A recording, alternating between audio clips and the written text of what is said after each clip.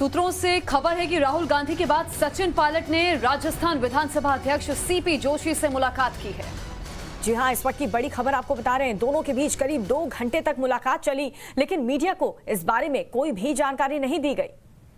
तो राजस्थान कांग्रेस में भी हम लगातार 2 गुट देख रहे हैं। एक तरफ अशोक गहलोत, दूसरी तरफ सचिन पायलट। एक दूसरे को लेकर कई महीने से बयानबाजी तेज है। और इस बीच सचिन पायलट की सीपी जोशी से मुलाकात होना, सीपी जोशी के भी संबंध अशोक गहलोत से कुछ खास नहीं है, ये भी जग जाहिर है।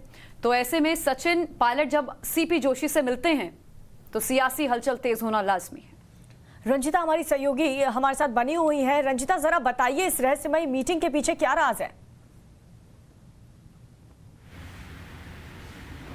जी देखिए, पंजाब के बाद लगातार ये कहा जा रहा है कि राजस्थान में भी एक बड़ा फेरबदल हो सकता है, क्योंकि वो ड्यू है।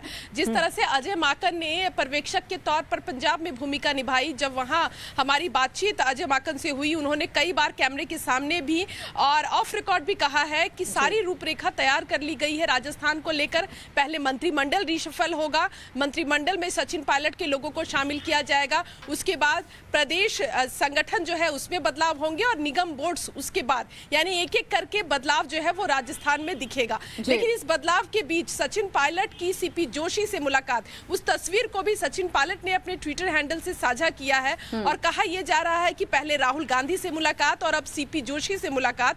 इन तमाम मुलाकातों के पीछे जो सबसे बड़ा कारण है वो ये इस तस्वीर की बहुत मायने है। रंजीता, मेरे साथ राजस्थान से ही मेरे सहयोगी भंवर पुष्पेंद्र जुड़ गए। भंवर पुष्पेंद्र, सियासी जानकार कह रहे हैं दुश्मन का दुश्मन मेरा दोस्त। क्या ऐसी रणनीति के तहत सचिन पायलट आगे बढ़ रहे हैं? क्या सीपी जोशी और सचिन पायलट एक होने जा रहे हैं अशोक गहलोत को मार देने के लिए? ऐसा कुछ है क्या? उन्होंने ये फोटो अपने ट्विटर हैंडल पे सोशल मीडिया पर डाला है।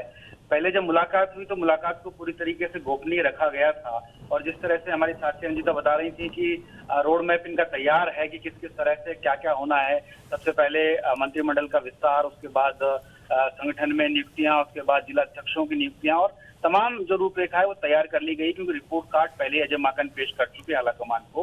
उन्होंने एक प्रेस कॉन्फ्रेंस में ये भी कहा था कि अगर अशोक गहलोत अस्वस्थ नहीं होते तो शायद अब तक मंत्रिमंडल का विस्तार हो चुका होता। लेकिन अब चूंकि अशोक गहलोत स्वस्थ हो गए हैं, उन्होंने कैबिनेट की मीटिंग भी ले ली है, और ये मीटिंग उस दौरान हुई जब सचिन पायलट से राहुल गांधी और सचिन पायलट की मुलाकात दिल्ली में होती है। उसके 2 दिन बाद ये मीटिंग हो जाती है। तो ऐसे में कई सियासी मायने निकाले जा रहे हैं, और अब सीपी जोशी से उनकी मुलाकात और उसमें भी उस फोटो को वायरल करना सोशल मीडिया पर, तो कहीं ना कहीं एक संकेत देने की कोशिश है।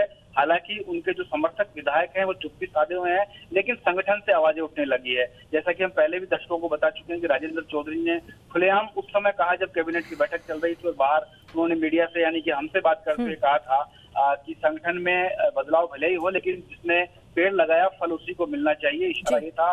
बिल्कुल भंवर, और देखना होगा कि कैबिनेट विस्तार में क्या कुछ रहता है।